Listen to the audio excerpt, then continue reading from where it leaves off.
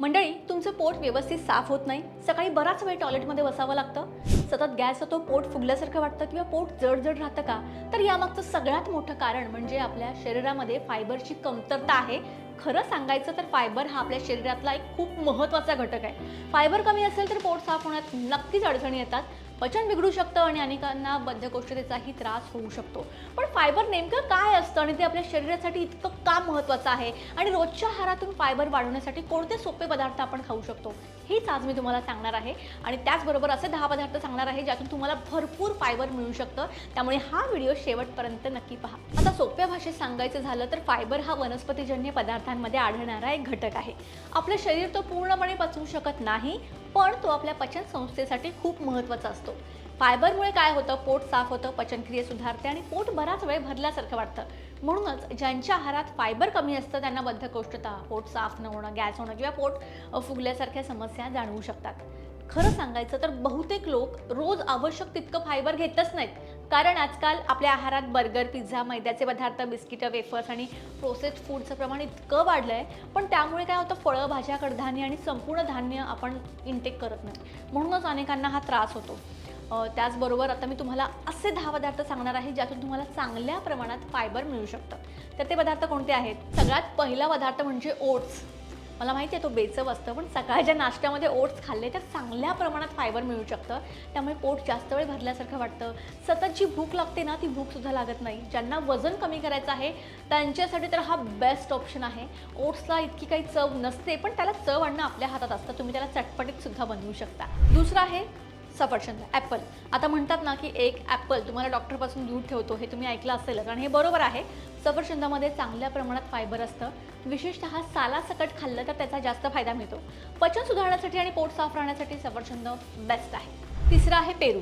फायबरच्या बाबतीत पेरू हा खूप एक चांगला ऑप्शन आहे. अनेकदा आपण महागडी फळं शोधत बसतो, पण पेरूमध्ये भरपूर फायबर मिळू शकतं पोट साफ राहण्यासाठी, पचन सुधारण्यासाठी आणि बराच वेळ पोट भरल्यासारखं सुद्धा यामुळे वाटतं. नेक्स्ट आहे चिया सीड्स. आजकाल चिया सीड्स खूप लोकप्रिय झाले आहेत. हे पाण्यात भिजवून दह्यामध्ये किंवा स्मूदीमध्ये टाकून खाता येतात. त्यामध्ये फायबर चांगल्या प्रमाणात असतं आणि त्यामुळे पचनक्रिया सुधारण्यासाठी डेफिनेटली हेल्प होते आणि तसंच पोट भरल्यासारखं यामुळे सुद्धा वाटतं. त्यामुळे हे नक्की तुमच्या डाएटमध्ये ॲड करा. नेक्स्ट आहे जवस. जवस म्हणजे फ्लॅक्स सीड्स. यामध्ये फायबरसोबतच चांगले फॅटसुद्धा असतात. भाजून किंवा पावडर करून ते तुम्ही खाऊ शकता. पचनासाठी, पोट साफ राहण्यासाठी आणि एकूण आरोग्यासाठी जवस फायदेशीर ठरू शकतं. नेक्स्ट आहे चणे आणि हरभरा. उकडलेले चणे, काळा हरभरा किंवा काबुली चणे हे फायबरचे उत्तम स्रोत आहेत. सकाळच्या नाश्त्यात किंवा मधल्या वेळेत भुकेसाठी हा एक चांगला ऑप्शन आहे. यामुळे पोट बराच वेळ भरल्यासारखं वाटतं आणि फायबरसोबत प्रोटीनसुद्धा मिळतात. नेक्स्ट आहे राजमा. राजमा फक्त चविष्टच नाही तर फायबर आणि प्रोटीन हे दोन्ही त्यामध्ये असतात. त्यामुळे राजमासुद्धा तुम्ही तुमच्या डाएटमध्ये नक्की ॲड करा. त्यानंतर आहे मूग, मटकी आणि इतर कडधान्य. मूग, मटकी, मसूर, चवळी यांसारख्या कडधान्यांमध्ये भरपूर प्रमाणात फायबर असतं.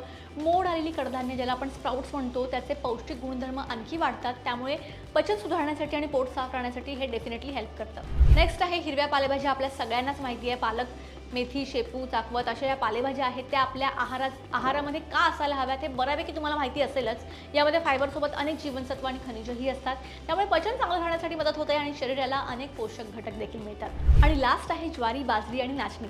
आजकाल अनेक लोक मैद्याचे पदार्थ इतके खातात, पण ज्वारी, बाजरी, नाचणीसारखी पारंपरिक धान्य जी फायबरने समृद्ध आहेत ती आपण घेत नाही.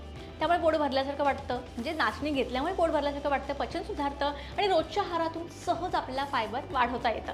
यासाठी काही वेगळे एफर्ट्स घ्यायची गरज नाही आहे. आता एक महत्त्वाची गोष्ट लक्षात घ्या, अचानक खूप प्रमाणात फायबर खायला सुरुवात करू नका. फायबर हळूहळू वाढवा आणि त्यासोबत पाणीसुद्धा भरपूर प्या, कारण फायबर वाढलं आणि पाणी जर कमी प्यायलं तर काही लोकांना उलट पोट फुगल्यासारखा त्रास जाणवू शकतो किंवा अस्वस्थपणा वाटू शकतो. त्यामुळे पाणी भरपूर प्या.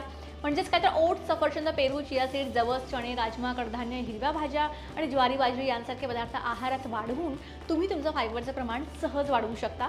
लक्षात ठेवा, चांगलं पचन, पोट साफ राहणं आणि एकूण आरोग्य चांगलं ठेवण्यासाठी फायबर खूप महत्त्वाचं आहे. त्यामुळे या गोष्टी नक्की फॉलो करा. आणि काही गोष्टी आहेत ज्या आपल्या डेलीच्या डाएटमध्ये आपल्या घरी इझिली अवेलेबल असतात, ज्यामुळे फायबर वाढतं, की मी तुम्हाला सांगितलेलं आहे. सो त्या गोष्टी तुम्ही तुमच्या आहारात नक्की ठेवा. व्हिडिओ आवडला असेल तर लाईक करा, शेअर करा आणि चॅनलला सबस्क्राईब करायला विसरू नका.